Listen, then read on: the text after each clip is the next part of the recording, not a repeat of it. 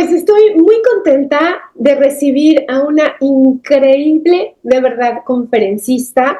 Ya hemos tenido la oportunidad de recibirte en esta tu casa, mi querida Marta. Bienvenida a esta semana Gracias. en donde estamos celebrando el Día del Neuroeducador.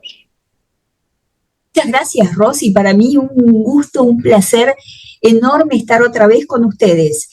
Eh, ya hemos estado también en un vivo que hicimos con mi Instagram porque me resultas sumamente interesante en tu tarea tan, tan, tan vinculante con las neurociencias y la educación. Pocas veces visto. Así que para mí es un gusto enorme y hasta te diría un honor estar acá con vos. Muchas gracias. Permítanme presentarles un poquito de todo su currículum de nuestra querida Marta Alejandra Enriquian. ¿Sí? Ella, bueno, pues vive en Argentina y ella es licenciada en psicopedagogía especializada en reeducación. Es también psicopedagoga especializada bueno, también en reeducación. Su posgrado lo ha hecho una especialización en orientación vocacional y educativa, ¿sí? Tiene cursos de neuropsicología del aprendizaje nivel 1, nivel 2. Es también, ha tomado cursos en evaluación pedagógica del adulto mayor, rehabilitación neurocognitiva, nuevos paradigmas en funciones ejecutivas, nuevos modelos, abordajes, intervenciones, y esto es algo muy padre, de psicología aplicada en TDAH en niños y adolescentes. También tiene mucho conocimiento en cuestión de las evaluaciones neuropsicopedagógicas en el déficit de atención en el adulto, tratamientos en los trastornos de aprendizaje. Ha tenido también cursos de posgrado en neurociencias, educación y cursos de mindfulness.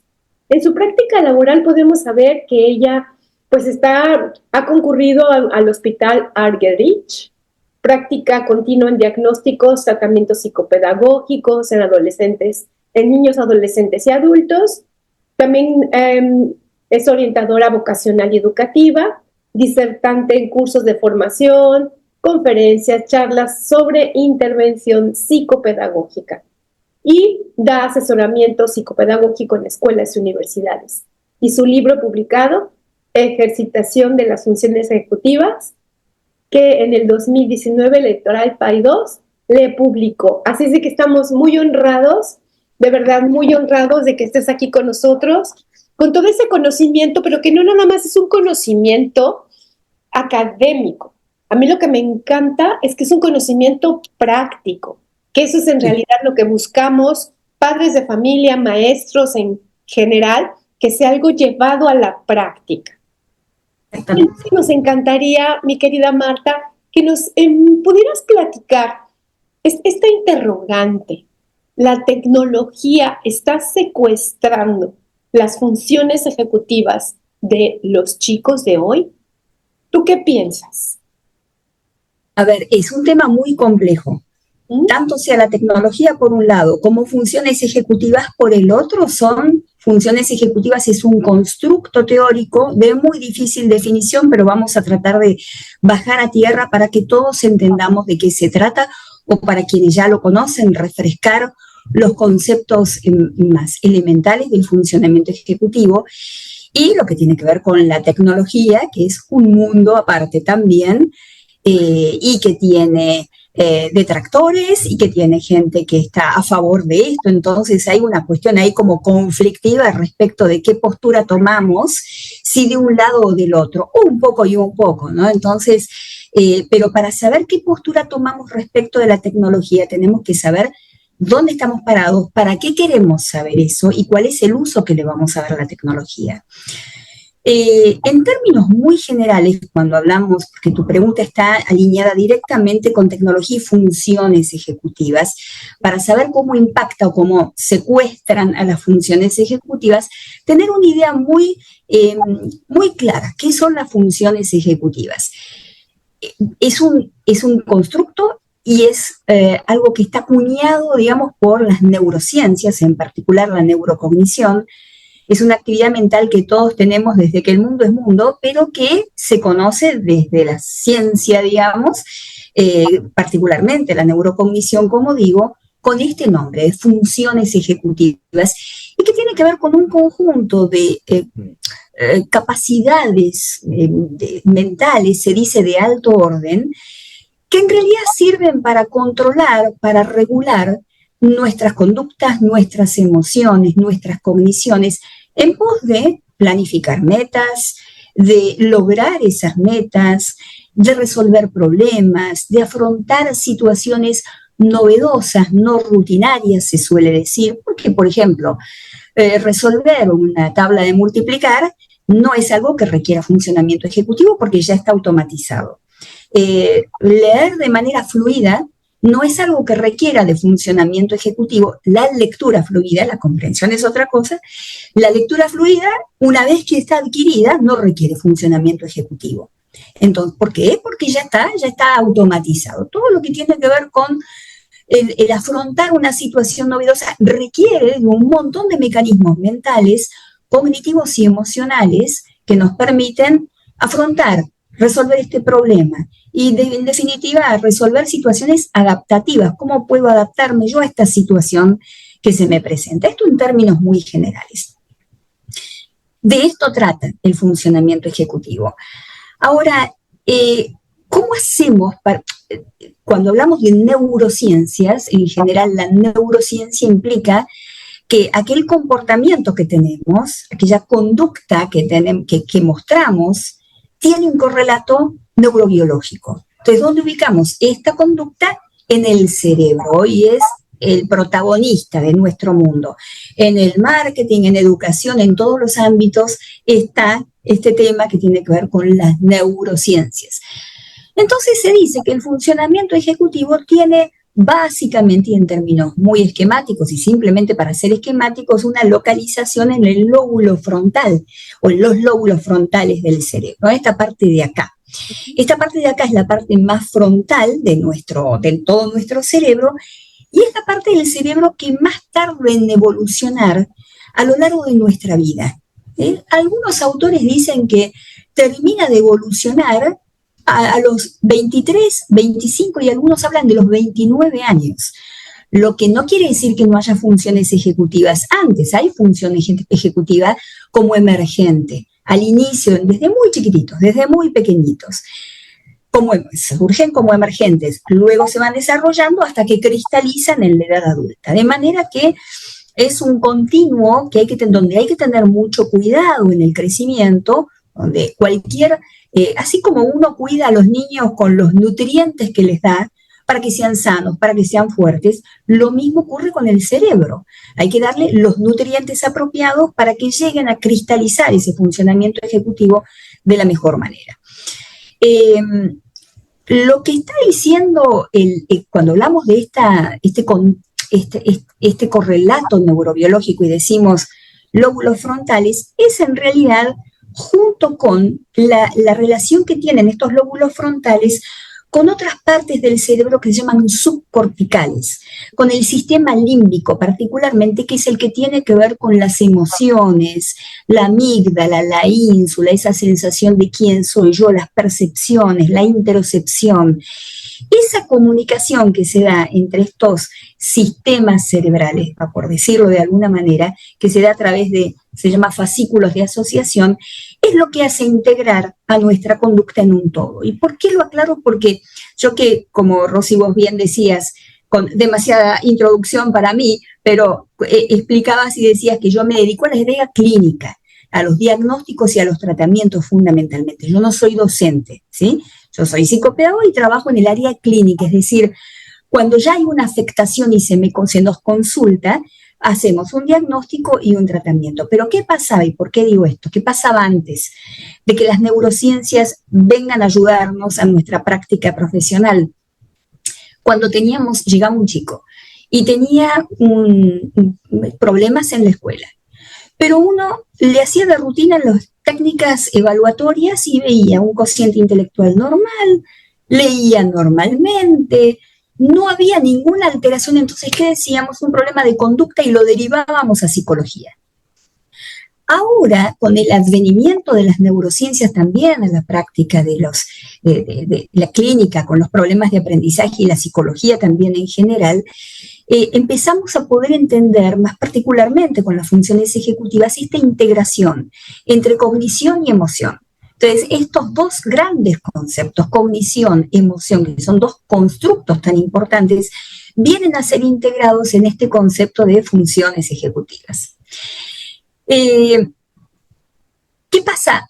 Hago una pequeña aclaración acerca de cómo están constituidas las funciones ejecutivas. Vos me dirás si vamos bien o si querés preguntarme lo que quieras, porque es un tema muy amplio, entonces capaz me estoy yendo por las ramas para llegar a este tema de la tecnología que tenemos presente, pero siempre hay que aclarar que hay tres patas fundamentales, tres pilares fundamentales que sostienen el funcionamiento ejecutivo. Una es la memoria de trabajo, que es esa capacidad que todos tenemos para mantener en la mente información, sin tener que anotar, pero, por ejemplo, en este momento yo estoy con mucho funcionamiento ejecutivo en la memoria de trabajo porque tengo que tener presente lo que voy a decir.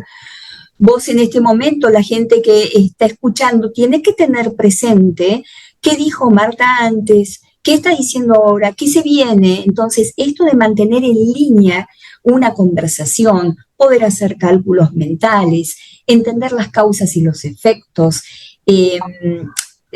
tener en mente la pregunta que quisiera hacer después, eso está en un espacio que se llama memoria de trabajo.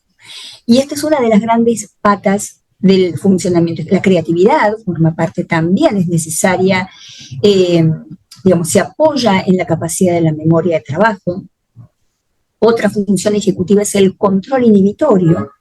Y ese control inhibitorio que tiene que ver con controlar la respuesta que yo quisiera dar de entrada, sin pensar antes, esta cosa de actuar antes de pensar, ¿no? Esta cosa impulsiva, esto de cuando los chicos chiquitos pegan y hay que enseñarles a hablar, o empujan y hay que enseñarles a hablar, ¿no? Esta cosa de poder desarrollar esta capacidad de control inhibitorio, que después va de suyo. El control inhibitorio también es un constructo. Hay tres tipos de control inhibitorio. El que acabo de decir es comportamental, está el perceptivo, está el cognitivo, pero para que tengamos una idea, el control inhibitorio tiene que ver con eso, con frenar aquello que me inclino a hacer de manera inmediata y casi sin pensar.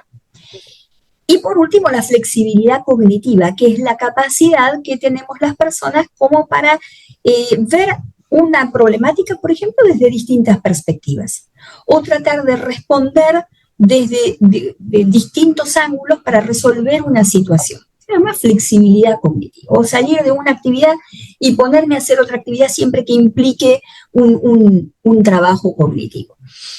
Ahora, ¿qué pasa? Muy bien, esto en teoría está muy bien, los docentes, aunque lo sepan, está bien, pero ¿cómo hacemos para detectar si acá hay un problema disejecutivo o no? Y acá podemos empezar a linkear con la tecnología. Se dice habitualmente que uno, para entender si hay una cuestión disejecutiva o no la hay tres grandes parámetros. Una persona, para poder ser una persona ejecutiva, tiene que, en principio, saber plantearse bien un objetivo. A veces parece algo muy fácil, pero es saber plantear un objetivo. En segundo lugar, tener las técnicas y las herramientas para poder llevar adelante ese objetivo. Y en tercer lugar, contar con algo que llamamos disciplina y perseverancia. Entonces, por ejemplo, primer punto, saber plantear un objetivo. A lo mejor una persona tiene el objetivo de, leer más rápido, ¿sí? Entonces dice, voy a leer más rápido porque tengo mucho para leer.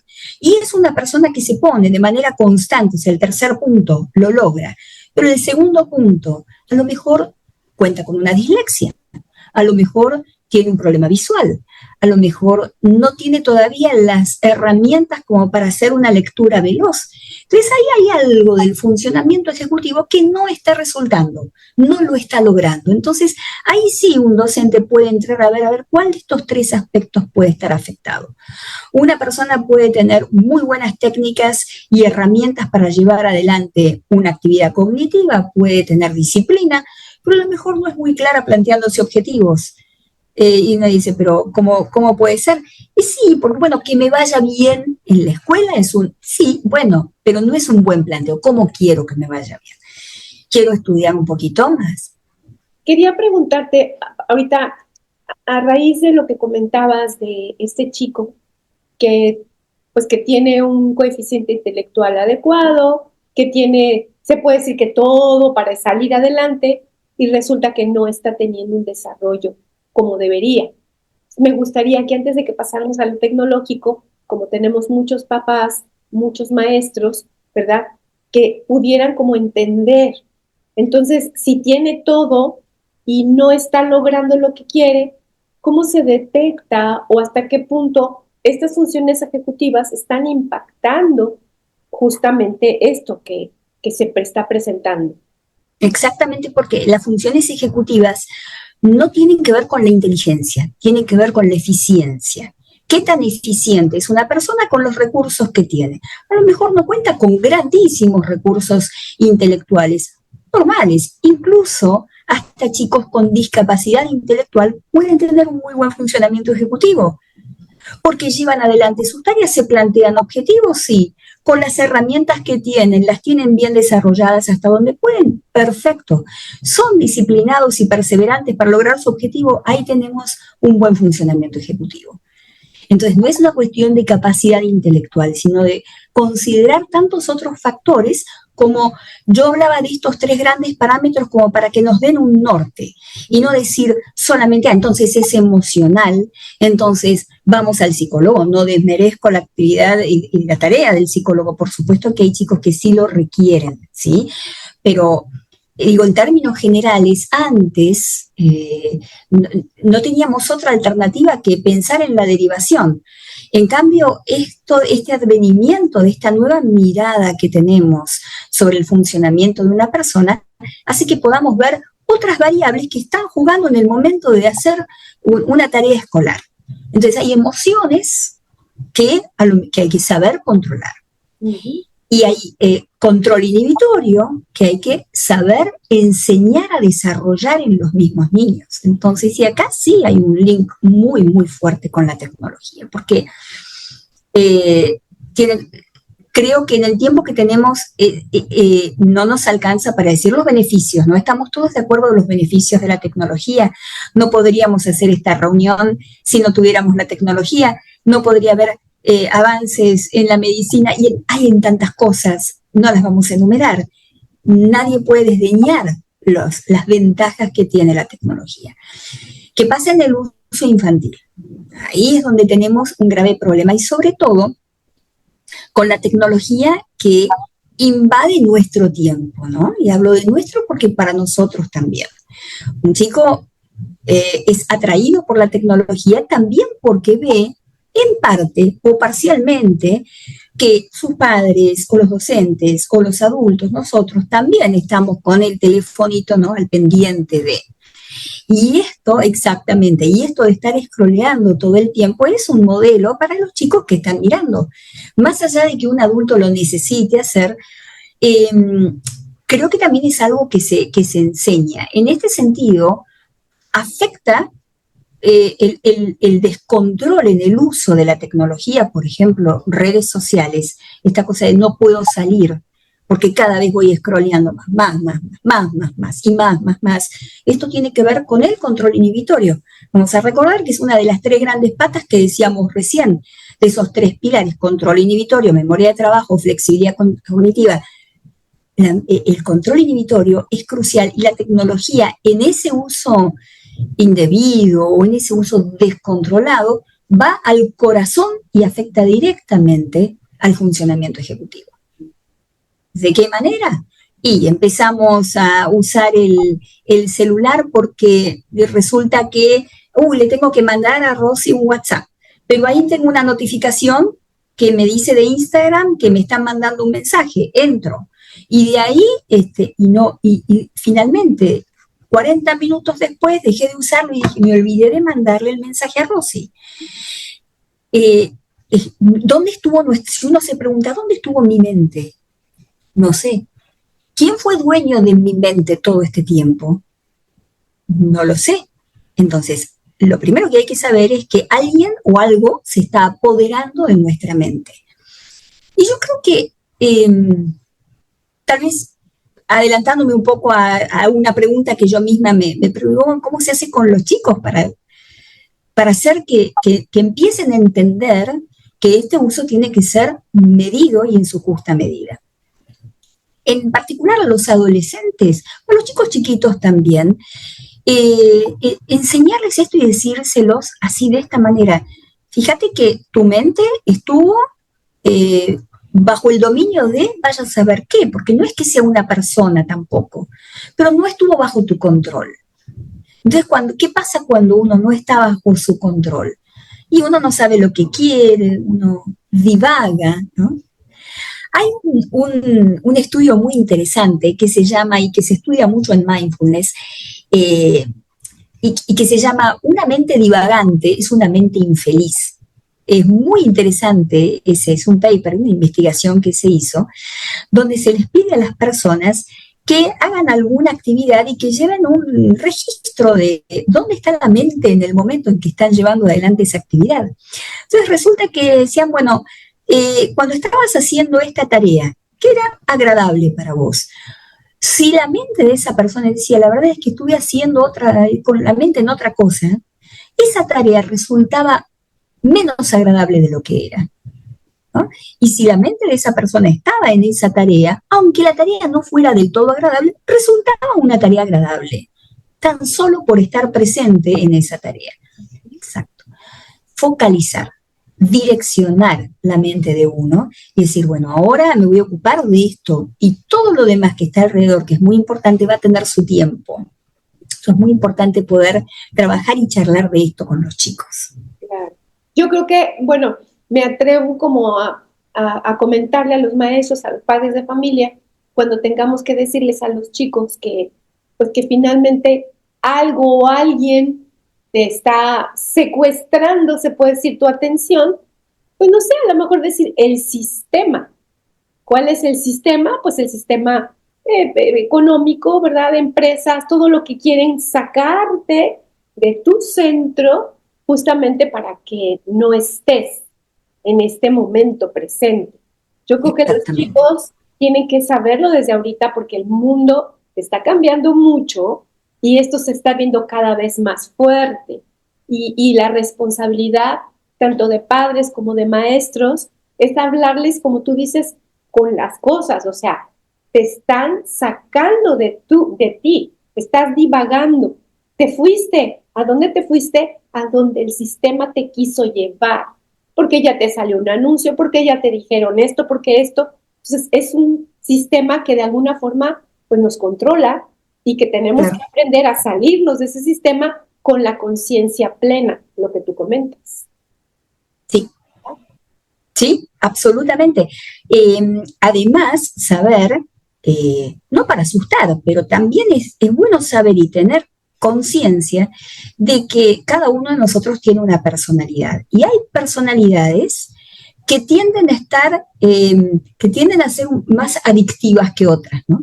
Entonces caen más fácilmente en estos sistemas que cooptan el cerebro de la gente. Y es la gente a la que más le cuesta salir después de eso, a la que más cuesta reeducar al salir de eso, porque realmente termina siendo una adicción. Y hay casos, por supuesto, extremos como en todo, pero no es para asustar, pero sí como para tener un norte. Es una herramienta. El otro día escuchaba yo a un neurocientífico que escribió junto con otro un libro sobre inteligencia artificial muy interesante, y lo escuchaba en una entrevista y me hago eco de lo que él decía, me parece muy interesante. Dice, si uno quiere usar un lápiz para dibujar, uno usa la herramienta, dibuja, no quiere dibujar más, deja el lápiz y no lo usa más. Quiere retomar el dibujo, usa la herramienta cada vez que quiere, deja esa herramienta y no lo usa más. Pero la tecnología es la primera herramienta en la historia de la humanidad que nos usa a nosotros. ¿No es cierto? O sea, nosotros decimos, voy a mandar un mensaje, pero resulta que después entré a donde me mandó, a navegar por donde me mandó. Yo no elegí, yo no quise hacer esto. Por eso se asocia mucho el funcionamiento ejecutivo también con el mindfulness, porque mindfulness tiene que ver con la atención plena, la atención en el presente y sobre todo captar dónde está mi mente en este momento, dónde está. A ver, sin juzgar, ¿no? ¿Dónde está? Uy, me distraje, estuve tanto tiempo con el celular. A veces en la práctica habitual, cuando antes uno preguntaba, bueno, ¿cuántas horas dormís en la primera entrevista? ¿Cómo comés? Ahora hay que preguntar cuántas horas por día estás usando redes sociales. Ya como protocolarmente una pregunta de rutina. Y me he encontrado con casos, yo trabajo mucho con gente que ya está en la universidad o que ya está en el mundo laboral, ¿no? Gente, adultos jóvenes, tienen un uso, primero no saben cuánto tiempo, entonces cuando se fijan a través de una aplicación donde se registra la cantidad de horas que estuvieron con el celular, estamos hablando de mínimo 5 horas por día, 5 horas. Una locura. Y hay gente que es laboralmente productiva. Es una locura. Y quien esté estudiando en la facultad necesita esas 5 horas o para estudiar, o para ir a hacer deporte, o para dispersarse, o para estar con gente físicamente, ¿no? Vivir la vida de otra manera. Es un uso y abuso que se está haciendo de la tecnología, por eso me parece prioritario, primero ser conscientes de esto y poder transmitirles a los chicos esta fácil entrada a esta inclinación por el uso de esta tecnología, ¿no? Y otra cosa, Marta, ahora hemos visto con tanta tristeza, porque yo tengo esa sensación de tristeza, pero también a la vez de mucho enojo, pero también entiendo que muchas personas no están conscientes de ver a las mamás que van a un restaurante, ¿verdad? Y que les ponen la tableta enfrente y el niño se perdió. En estos momentos en los que está realizándose procesos necesarios en su cerebro y resulta que no se están llevando a cabo por estar distraído en otra cosa. Entonces, esto es impactante. No sé qué piensas tú de ello. Porque mientras el cerebro esté con una tablet, o con los jueguitos, o con algo que fue planificado para un espacio de recreación, termina siendo un espacio donde ya no sabemos si es recreación, si está aprendiendo algo o no, donde es simplemente hacer lo que el algoritmo indica que hay que hacer. Entonces no dejamos que ese cerebro crezca. A ver, en el crecimiento del que hablábamos antes, todos crecimos y cuando todos fuimos creciendo, la madurez que nuestros padres esperaban de nosotros era aquella que pudiera implicar, por ejemplo, tener un espíritu crítico. Entonces los padres, uy, qué bien, como contestó uno, se me hubiera ocurrido, eso daba orgullo paternal, ¿no? ¿Por qué? Porque decimos, uy, nuestros hijos están teniendo un espíritu crítico, tienen ideas propias, defienden sus intereses de manera crítica. Todo esto es lo que hay que desarrollar en lugar de, y no se puede desarrollar si no le damos el espacio y el contexto. Entonces, el intercambio con los adultos responsables, donde se pueda hablar de todo esto, es el contexto ecológico donde es necesario hacer que la mente de los chicos funcione precisamente en esta línea y decirles a los chicos, mira, lo que te va a diferenciar del gran montón, lamentablemente, pero lo que te va a diferenciar para que seas una persona próspera, feliz, esa satisfacción vital, ¿no? De la que habla el mindfulness, la satisfacción vital de estar haciendo lo que quiero a conciencia, sobre todo, no te lo va a dar la tecnología. La tecnología es sumamente útil si es una herramienta y como el lápiz la uso y la dejo cuando yo quiero. Pero tienen que saber que no es una herramienta, porque el lápiz está preparado para que uno lo tome de una determinada manera y dibuje, escriba o haga lo que quiera con ese lápiz. Esto está creado para que uno haga lo que esto quiere. Esa simple distinción, empezar a decirles esto a los chicos y pese a que vean en su entorno, porque está pasando, que los mismos chicos les están pidiendo a los padres, deja de usar el celular. Los mismos chicos. Entonces los chicos son muy permeables cuando uno les habla con un espíritu crítico. Yo confío mucho en que hablando con los chicos pueden entender perfectamente. Y prevenir, ¿no, Rosy? Prevenir. En el que caso, no sea tarde. De las 3 funciones, que son las básicas. Esta flexibilidad cognitiva hasta cierto punto, pues sí, en realidad cuando estás trabajando o estás utilizando la tecnología, pues de alguna forma sí te lo da, ¿verdad? Porque estás yendo por un camino y después pues te vas a otro y a otro. O sea, también como no decir que propiamente es algo totalmente diabólico, porque de repente la gente se va hacia un espacio o se va hacia otro espacio, sino nada más como al pan, pan y al vino, vino, como se dice vulgarmente, ¿no? O sea, sí te sirve con medida, tú lo usas, no te usa, ¿sí? Pero finalmente también saber que la tecnología de alguna forma también pues puede ayudar. Y entonces, pues sí, poder saber qué sí te puede funcionar, qué sí ofrece la tecnología en cuestión de funciones ejecutivas. Ya vimos un contra tremendo, pero qué sí nos podría funcionar. ¿Con la tecnología? Bien. Se me viene primero a la cabeza una experiencia, una propuesta didáctica que la llevó adelante una docente, creo que de Estados Unidos, donde se hablaba mucho del uso del chat GPT, que los chicos están haciendo tanto uso de esto, que es maravilloso. Desde todo punto de vista, la verdad es que el chat GPT es una muy buena herramienta, ¿sí? Pero ¿cómo usar funciones ejecutivas? La verdad es que si uno le tira el prompt, ¿no? La consigna, y me da la respuesta, no hay mucho funcionamiento ejecutivo de nuestra parte. Sencillamente es como googlear una información y la tenemos, ¿no? Tal como fue programado el sistema para tener esa información. Entonces, esta docente decía que la mejor manera de trabajar en una propuesta, digamos, didáctica con el chat GPT es la siguiente. Yo escribo sobre la temática que me indica el profesor con la materia, un trabajo práctico cualquiera, ¿no? Una narrativa cualquiera que se proponga. Se la doy al chat GPT para que haga la corrección.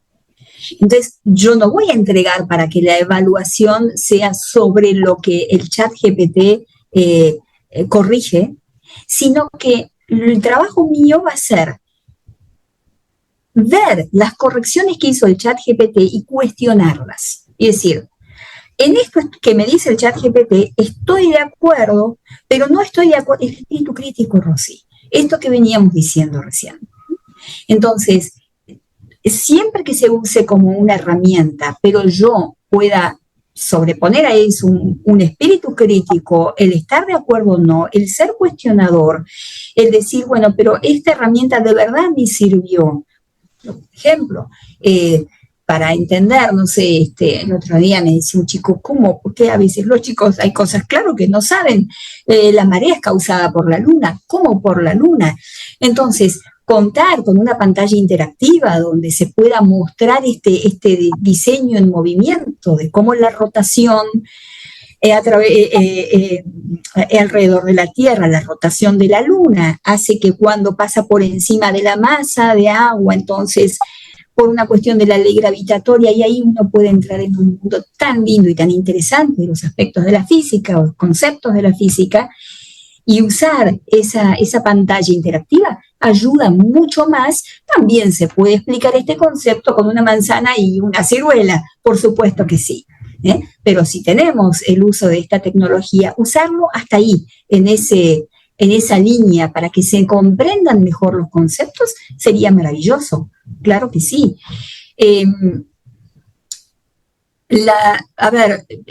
Como digo, cuando hablamos a mí lo que más me preocupa en esta línea, vuelvo a decir lo que decía antes, el control inhibitorio.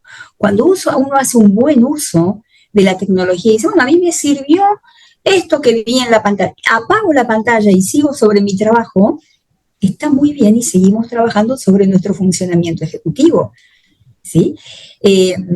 La memoria de trabajo que decíamos es mantener en la mente ciertos conceptos, trabajar con la información que tengo online, ¿no? En la mente.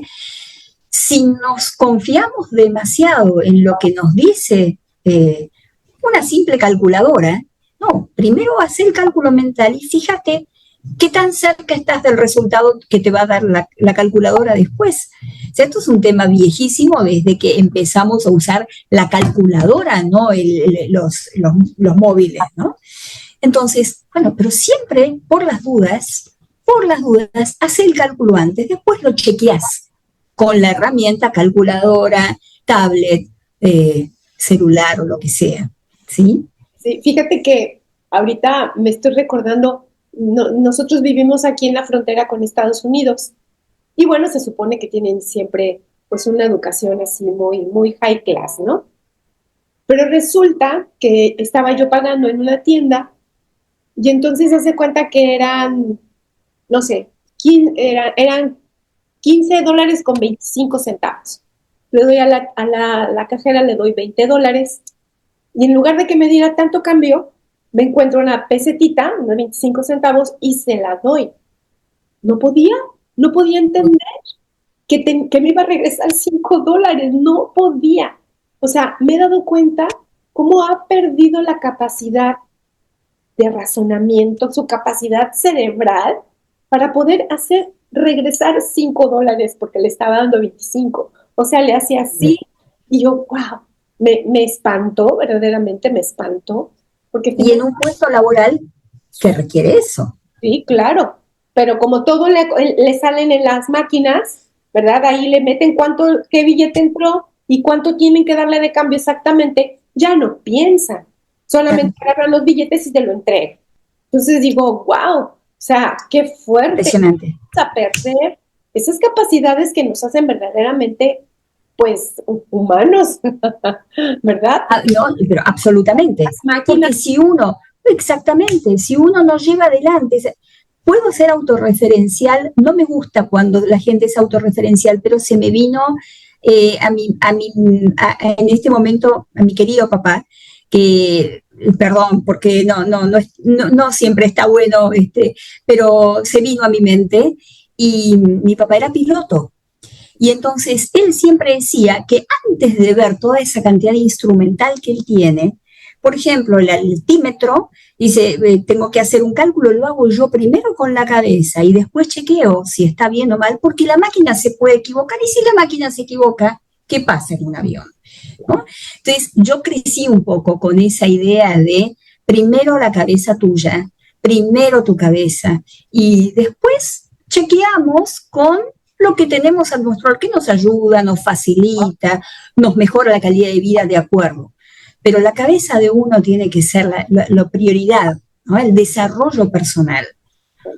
Y ahorita que tenemos a padres de familia, que tenemos a maestros, por favor no olviden esto. Necesitamos retomar esto que es tan importante, pero que muchas veces como la misma vida, así te vas pasando y ya no lo piensas y no estás haciendo que tus niños, que tus jóvenes desarrollen estas funciones ejecutivas que son importantísimas para toda la vida. De hecho, fíjate que tengo por aquí una pregunta que es, ¿cómo es la vida de un adulto promedio sin funciones ejecutivas desarrolladas? O sea, ¿qué pasa con un adulto que durante el tiempo que debió de haber madurado, pues no las maduró? O sea, imagínate un esposo, por ejemplo, vamos a usar así ejemplos muy concretos, ¿verdad? Se casa una persona con su esposo y de repente el esposo, ¿qué situaciones presenta por no tener procesos adecuados? O sea, cuéntanos un poquito de eso. En términos generales, cuando una persona se dice que es disejecutiva, cuando fallan las funciones ejecutivas, una breve aclaración antes de explicar qué es lo que pasa, que cuando hablamos nosotros de disfunción ejecutiva, no es una patología, sea, en el DSM-5, que es el Manual de Diagnóstico Estadístico, no habla de disfunción ejecutiva como una patología más. Es una modalidad de llevar adelante una tarea que es disfuncional en la vida de las personas, que se presenta la disfunción ejecutiva tanto en situaciones patológicas como no patológicas. Okay. Situaciones patológicas, en muchas afectaciones en el neurodesarrollo, por ejemplo, el déficit de atención, trastorno obsesivo compulsivo, en los distintos síndromes de la corteza frontal de la que hablábamos y demás. Son condiciones patológicas donde una persona que tiene tal afectación se sabe que va a ser disejecutiva. Condiciones no patológicas, el adolescente es naturalmente un disejecutivo. Tiene un pensamiento dicotómico, actúa antes de pensar, son ritualistas, hay mucho de funcionamiento disejecutivo en esa etapa de la vida y no por eso es una patología.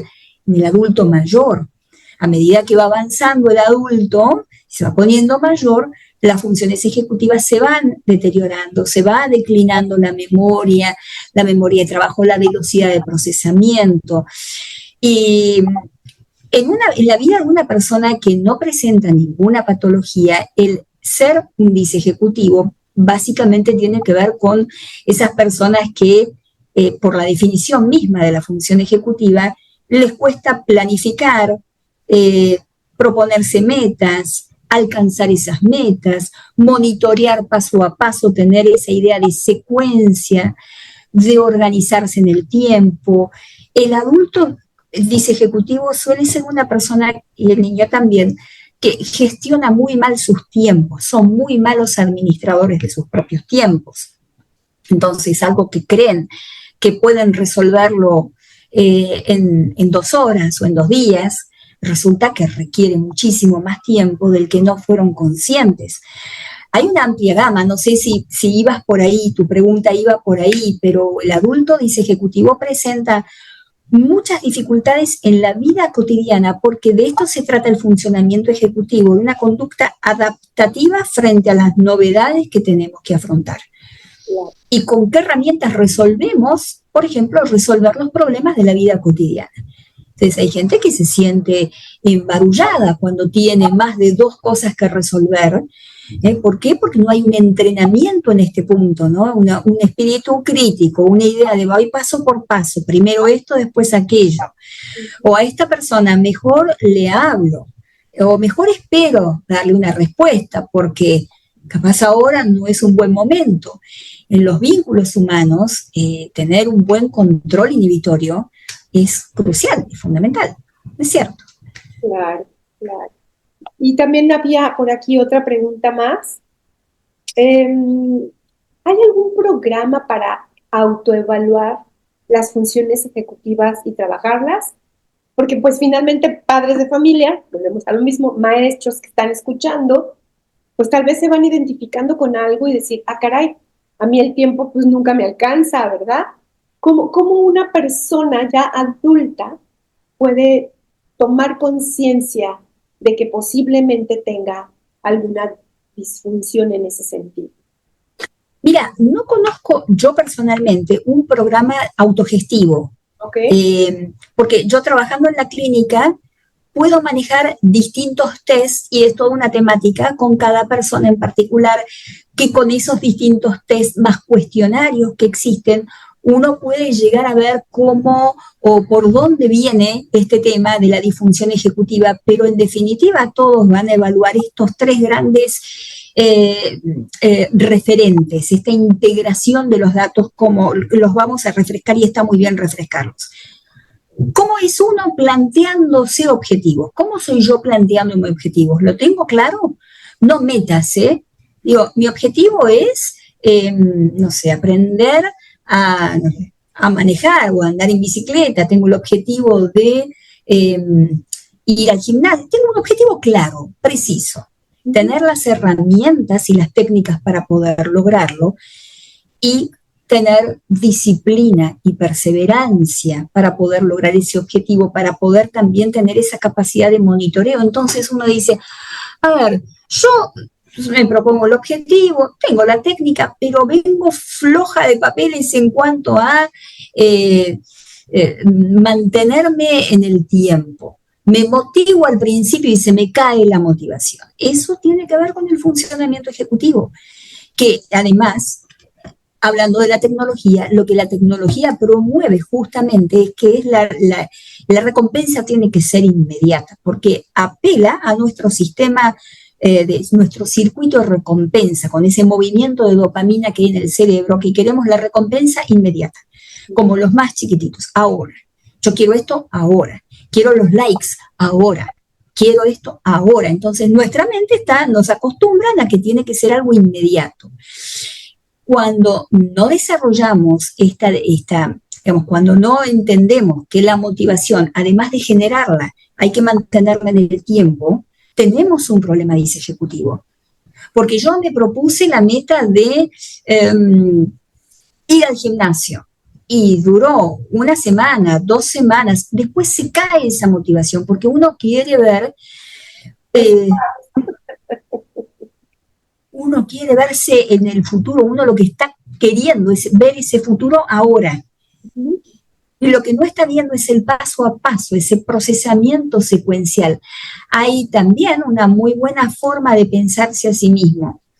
Nosotros tenemos a grandes rasgos 2 formas de priorizar la información.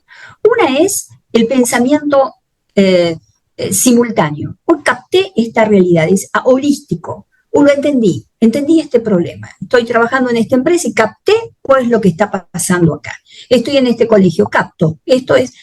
Y otros tenemos, o tienen, digamos, un procesamiento secuencial, más paso a paso, no de la totalidad, ¿no? Entonces, digo esto porque muchas veces cuando hay chicos que estudian y que son de captar, la marea causada por la luna, sí, lo captaron inmediatamente. Pero si lo tuvieran que explicar por qué paso a paso, ahí se vuelven inoperantes, ¿no? Y dice, ¿pero lo sabe o no lo sabe? Sí lo sabe, pero no lo puede expresar. Entonces, una forma de indagarse uno mismo también es decir, a ver, ¿cómo soy yo? Bueno, también depende en qué situaciones. Pero hay gente que dice, yo soy más de ir a lo general, de resolver esta problemática en términos general. Ahora, ¿cómo se resuelve el paso a paso? No, que se ocupe otro, porque yo no. Ese es otro parámetro también. Pero como te digo, no sé si hay un programa, como te decía, no autogestivo, pero teniendo en cuenta estos conceptos, porque si no, de nuevo, el programa tiene que ser una herramienta, seguramente existe, pero tiene que ser una herramienta, no voy a estar digamos, sometido a lo que dice el resultado de ese programa. Primero, una cuestión autogestiva personal, con estos datos que surjan de lo que estamos hablando. Planteo objetivos, tengo la herramienta, tengo la técnica, quisiera tenerla pero no la tengo, cómo soy con la disciplina, qué tal vengo con la motivación y la perseverancia, esos 3 grandes aspectos, y luego, ¿cómo pienso? ¿Pienso de manera holística, en lo general, o soy un pensamiento más bien secuencial? Y eso nos va a dar inicialmente un norte acerca de cómo estamos funcionando en este tema de las funciones ejecutivas, que no siempre, además, no siempre es parejo en todos los órdenes de la vida. Una persona puede ser muy ejecutiva en su trabajo, pero muy ejecutiva en sus vínculos humanos. Te falta control inhibitorio, a lo mejor. Entonces, eso es lo que tiene también la complejidad de entender el funcionamiento ejecutivo. Hay una disparidad de campos en donde se ven afectadas las funciones ejecutivas. Y finalmente, Patita, es una pregunta un poco medio que se hizo. ¿Quiénes son responsables de desarrollar las funciones ejecutivas? ¿Los papás? ¿Los maestros? ¿La escuela? ¿Quién? ¿Tú sobre quién podrías voltear y decir, ¿sabes qué? Tienes que trabajar en esto, no, a ti no te corresponde? A ver, ¿qué piensas acerca de esto? Todos. Creo que yo no dejaría a nadie afuera. Yo no creo que sea solamente un rol del docente. creo que ya desde casa, desde muy pequeñitos, ¿no? Cuando le dicen, mira, yo no te puedo dar mis anteojos porque se pueden romper, entonces le doy otra cosa a cambio. Trabajar con los impulsos desde pequeños, antes de que entren a escolarizarse. Yo no dejaría a nadie afuera, creo que todos somos responsables de esto, todos. Y a mí que me toca la parte por mi trabajo y por el área clínica a la que yo me dedico, yo veo las consecuencias de no haber actuado a tiempo. Hay patologías que son patologías y que no podemos responsabilizar a los adultos, ¿no? Pero muchas veces vemos que hay responsabilidades en los adultos que tal vez por algún que otro motivo, todo tiene su razón de ser, pero que no fueron adecuadamente trabajadas. Estas cuestiones, bueno, llega a ser un adolescente o un adulto joven con algunas dificultades que bien podían haber sido resueltas en su momento y no pudieron ser resueltas. Yo no dejaría a nadie afuera. No dejaría ni siquiera, no sé, al entrenador del club, del deporte que esté haciendo un chico, donde la disciplina en el deporte tiene mucho que ver. Digo eso porque se me vino a la cabeza. Yo no dejaría a nadie afuera. Creo que todos como adultos tenemos que... Yo cada vez que tengo la ocasión de hablar de este tema, que además de que es un tema que me apasiona, pero me parece que hasta con mi vecino puedo hablar de esto y decir, no estás usando mucho tu celular o no, poder hablar de estas cosas, hablarlas. Creo que todos somos parte de esto. Responsables todos de los adultos de esta situación. Y bueno, pues para ir cerrando más o menos, porque ha estado súper interesante, ¿con qué nos dejarías? ¿Realmente la tecnología está secuestrando las funciones ejecutivas de nuestros chicos? La tecnología usada como herramienta para cumplir con los objetivos que me propongo es una herramienta fundamental, necesaria, está en nuestras vidas, no podemos negarlas, no vamos a desdeñar de su uso, hasta ahí. La tecnología, saber que muchas veces lo que llamamos tecnología son estos algoritmos pensados como para llevarnos por caminos que nosotros no teníamos ni la menor intención, afecta, secuestra, me parece una muy buena palabra, secuestra nuestra identidad, ¿no? Porque lo que nos hace únicos es la capacidad de sentirnos, tener ideas propias, ¿no? De sentirnos con opinión propia. Y esto no lo da la tecnología, esto lo da el espíritu crítico que empezamos a tener, digamos, emergentes desde que nacemos y seguimos desarrollando. Nada nuevo respecto a la educación que se viene dando desde que la humanidad es humanidad. Solo que ahora hay que tener cuidado con algo que llamamos tecnología, como en otro momento habrán sido otros factores que fueron considerados dañinos en la evolución del cerebro de las personas, y hay que tener ese cuidado sabiendo que especialmente son herramientas riesgosas. En algún punto son riesgosas. Sabiendo eso, entonces podemos hacer que no sean tan dañinas y que no secuestren nuestro funcionamiento ejecutivo. Ay, no, pues me encanta, Marta, porque contigo estamos cerrando esta semana de celebración del Día del Neuroeducador, que fue el 15, y pues es cerrar con broche de oro, ¿verdad? Porque realmente nos diste una percepción, tanto a padres de familia como a maestros, muy acertada, muy atinada de lo que está sucediendo, estos de alguna forma foquitos rojos, pero también el poder tener como esa certeza de que podemos hacer esos cambios, nada más es tomar conciencia, retomar nuestro ser y que no sea quien nos maneje la tecnología, que como dijiste al principio, ¿qué haríamos sin tecnología? Yo no sé qué haría sin tecnología, yo la adoro con todo mi corazón, pero sí he claro que sí. pasado por un proceso de autorregulación, porque si al principio me caché estando en el chismógrafo que antes era escrito y ahora es digital, y yo decía, Exacto, no, me pasó ya 20 minutos, ¿qué es esto? Entonces tuve que autorregularme, pero ponía exactamente. un relojito en mi celular, ¿verdad? Sí, Porque te pierdes. Entonces sí, aprendí, pero bueno, ya soy un adulto. Qué importante, bueno, ver este tema para que los papás enseñen a sus niños, para que los maestros ayuden a sus alumnos a que puedan utilizar la tecnología y no la tecnología las utilice, los a utilice, ellos. Nos utilice a todos. utilice a todos. Exactamente, Pues exactamente. por aquí un reconocimiento que te queremos entregar. Entonces, vamos a verlo, ¿sí? Valió, ay, Rosy, pero me sorprendieron. ¡Guau! Lo voy a poner así en, mira, mira, tengo todo el consultorio lleno de cuadritos y cosas. Y me encanta todo. Ay, pero muchísimas gracias. No me encuentro con esto que no me lo imaginaba. Rosy, y equipo maravilloso, porque tenés un equipo maravilloso. Muchas gracias, sinceramente. Muchísimas gracias. ¿No ¿Eh? te permites leértelo? ¿Sí? Claro, claro.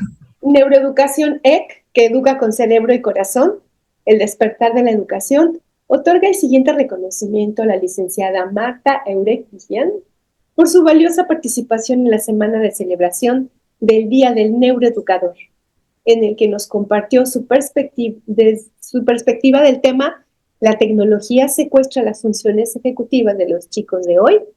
Agradecemos su contribución a la reflexión y al desarrollo de nuevas perspectivas en el ámbito educativo, fomentando una educación basada en la neurociencia y el bienestar de los estudiantes. Firmado por mí, la profesora doctora honoris causa Rosalina Julia Cisneros Blancas, que soy presidenta de la Neuroeducadores EC, en octubre del 2024. Y ahí está SuperNEC, este cerebrito que es el superhéroe de todos los maestros, entregándote ese reconocimiento y dándote nuevamente las gracias por esta aportación. Gracias por tu tiempo, por tu energía, por tu conocimiento y por todo esto que nos compartiste el día de hoy, que es muy aplicable a nosotros como padres y como maestros. Querida Marta, un abrazo hasta Argentina, bien fuerte, bien fuerte. Muchas gracias, Rosy. Muchas gracias. No me esperaba este reconocimiento porque esto habla también de la capacidad que ustedes tienen de trabajo, ¿no? La verdad es que yo estaba feliz hasta que, pero este reconocimiento no me lo esperaba, fue una sorpresa y eso habla muy bien de la forma en que ustedes trabajan de principio a fin, de manera secuencial o se ocupan de todo. Por eso para mí también es un placer y como te decía al principio, un honor y estoy cada vez más convencida de que así es poder estar hablando con vos y en contacto con tu gente. Muy agradecida soy yo. Muchas gracias. Espero que la vida nos permita algún día que vengas para acá a México o que vayamos a Argentina, Pero pero me encantaría. un abracito bien rico. Se va a dar, claro que sí, ojalá que sí. Claro. Vamos a planificarlo. Ahí está. A poner las funciones ejecutivas a trabajar. A por ello. Bueno, Es, muchísimas gracias, Rosy. Entonces, bueno, pues los despedimos a todos ustedes, queridos padres, maestros. Muchísimas gracias por haber estado atentos a esta conferencia y pues cerramos ya oficialmente nuestra semana de la celebración del neuroeducador. Muchísimas gracias y que pasen excelente día.